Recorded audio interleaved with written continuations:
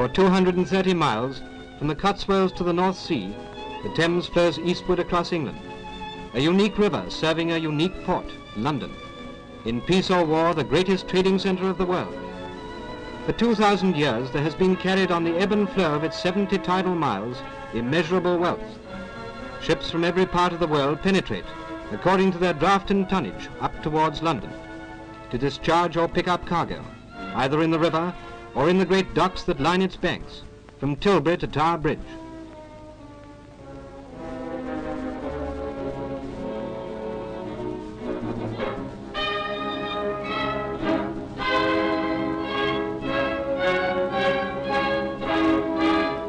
War has not slackened the pace of work in these docks. In the ship's holds and on the quayside, the stevedore and the dock labourer work at full pressure. There is only one difference. Beside the dock gates, sentries are on duty, and the measures that have been taken for the defence of the Port of London are everywhere in evidence.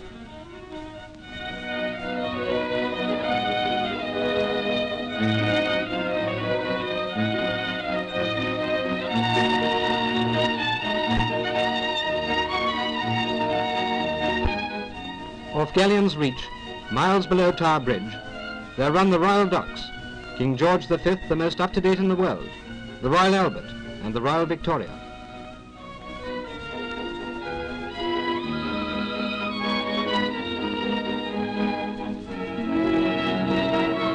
Into these docks, equipped with every modern facility for handling and dispatch, come perishable goods and fruit, frozen meat, butter and cheese, the produce of South and North America, Australia and New Zealand.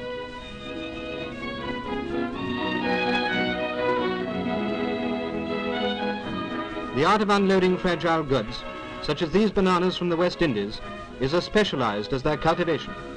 Outward bound go engines, machinery, cars, lorries and fabrics.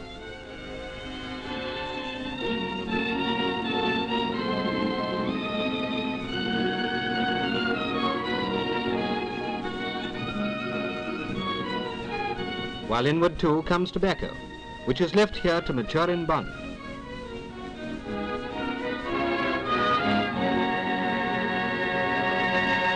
Upstream along the north bank lie the historic East and West Indian docks, linked with the days of Nelson in Trafalgar. Sugar from the West Indies is discharged and stored here in warehouses.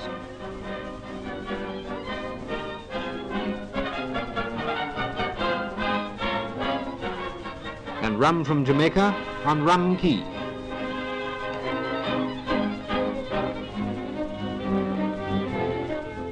Southward over the river are the Surrey commercial docks, grown from the first of all the Thameside docks and now the timber centre.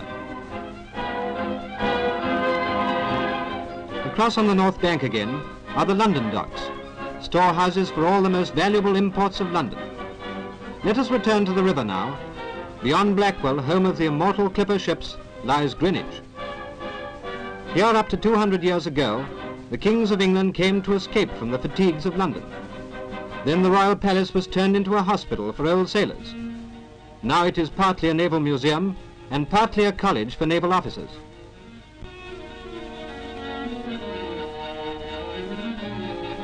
Round the bend from Greenwich lies Limehouse Reach. The name recalls strange tales of London's Chinatown. Less fanciful and more important is the fact that the Millwall dock off Limehouse Reach is the principal grain dock, with a granary that can hold 24,000 tons and a mechanical appliance capable of unloading ships at the remarkable rate of 500 tons per hour.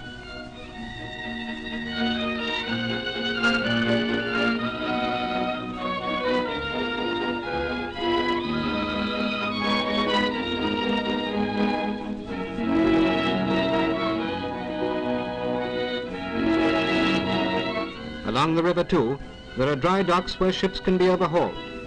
Here is the London graving dock, one of many where repairs and painting are carried out below the waterline.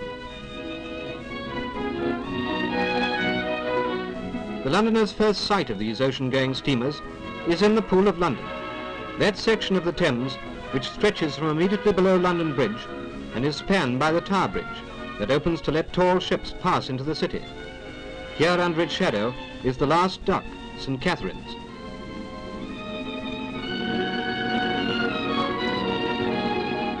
here William the Conqueror, seeing the strategic importance of the place, began the building of the Tower of London, the home and prison of kings. But docks and ships do not make trade, they minister to it. Trade is set in motion in the markets and the business houses of cities. On the banks of this historic Thames is the greatest market in the world, where merchants from every country have gathered for centuries to share in the prosperity of London. England's central fish market, Billingsgate, lies in the city and is served by the Thames. During the hundreds of years of its existence, this historic market has often known the vicissitudes of war, but today as before, it continues its trade uninterrupted. From the wharves and docks of the river come fruit, flowers and vegetables for Covent Garden, as famous if not as old a market as Billingsgate. Against a background that is still retains something of the 18th century flavour of a local market, produce from all over the world, made available by quick transport and refrigeration, is handled in vast quantities every day. From each and every one of Britain's dominions and colonies and many foreign countries comes a steady flow of produce.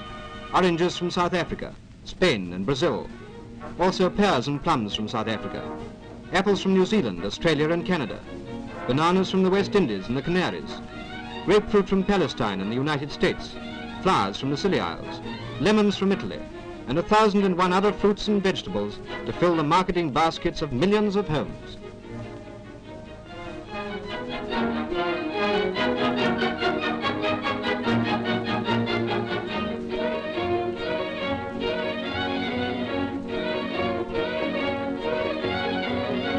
In 200 years, the trade of the City of London has increased from £600,000 to 600 million. A volume of trade such as this has meant that London is not only the greatest market in the world, but is also the world's financial centre. And so inevitably, we find in London the representatives of the banks and the financial houses of different countries.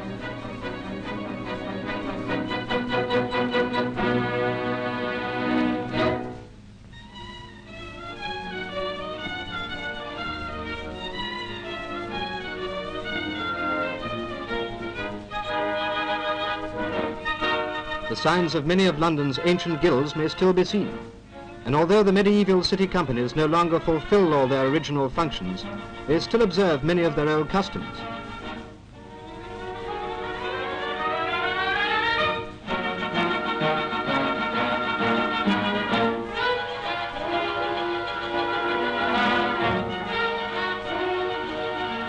But above London Bridge, the Thames becomes a different river. A river of wide embankments and trees and modern buildings, near skyscrapers of concrete that have nothing in common with the Georgian warehouses of the docks. But the new styles vary among themselves. Concrete shell makes houses in striking contrast to the English Renaissance style of County Hall, the headquarters of the London County Council, by which London is governed. Beyond Westminster Bridge, and in that second city of London, Westminster, stands the Houses of Parliament, venerable with the traditions and history of the people of these islands. The present buildings of the Houses of Parliament were put up after the old building had been destroyed by fire in 1834.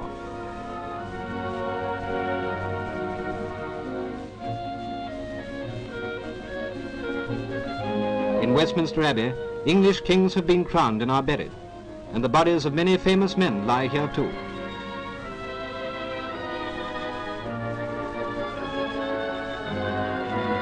Between Parliament and the Abbey stands Westminster Hall, the scene of many historic state trials. Unique among the legislative bodies of the world, the British Parliament has served as a model of government to countries both inside and outside the Empire.